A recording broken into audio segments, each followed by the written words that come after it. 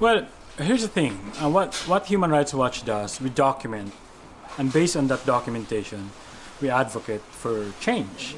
Uh, there's not a lot that we can do actually, but to try to expose these violations, and then hope that other institutions would pick that up, the media, the government, civil society, the international community, and we hope that they will look at what Human Rights Watch and all the others have published about what's happening in the country and try to use that to change things on the ground. But when when the media, when social media, when these are all spewing, lies or being affected by the lies of the government, that's a tougher challenge to face. And so, but we should not be deterred by that. We continue doing it, and hope that journalists and hope that civil society activists continue doing it, because really, I don't think we have an option. I don't think we can do much else, given the popularity, given the charisma of this president. Well, it's a multi-layered problem. Why Filipinos support him, even though they see what's happening? Why do they like him, even though he's killing people? And I'm not one to judge a Filipino for behaving the way he's behaving toward Duterte. But the fact is that a lot of Filipinos, majority probably, we face a whole lot of issues that have not been resolved since the Marcos dictatorship. Poverty, inequality, lack of education. We can go through all the list, but and that's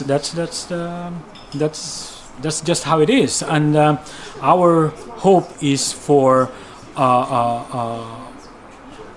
the economy to improve, for income inequality to diminish, so that ordinary Filipinos can take better care of themselves and their family and start caring about all these other problems. Because at the end of the day, if these Filipinos, if all they had in mind is how to survive the day and where to get the money to spend for meals throughout the day, nothing else will matter to them. And when you have a president that says, okay, let's kill all of these drug dealers because one day after killing them your economic lot will improve, then it's easier to manipulate them. It's easier to make them believe that that's going to happen.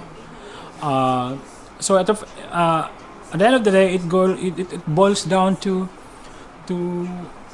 economics, to to the poverty that we're seeing in the Philippines, to the inequality that we have in our country. So, and that explains why a lot of his supporters right now come from the middle class, but that also explains, the support that Duterte, that the support of the people for Duterte, even while he's doing all of these things.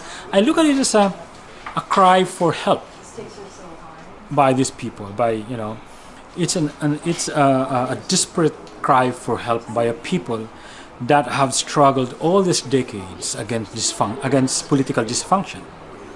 And so when somebody comes along like Duterte and says, okay, let's deal with your problem, but you have to agree first that I will do it my way, then they're more willing to look the other way, because all the other options are not there. All the other alternatives, all their past experiences tell them that, it didn't work. So this guy might work. And he's, 2 years into his term, and they're even now willing to cut him some slack. And that's a pity. That's a shame.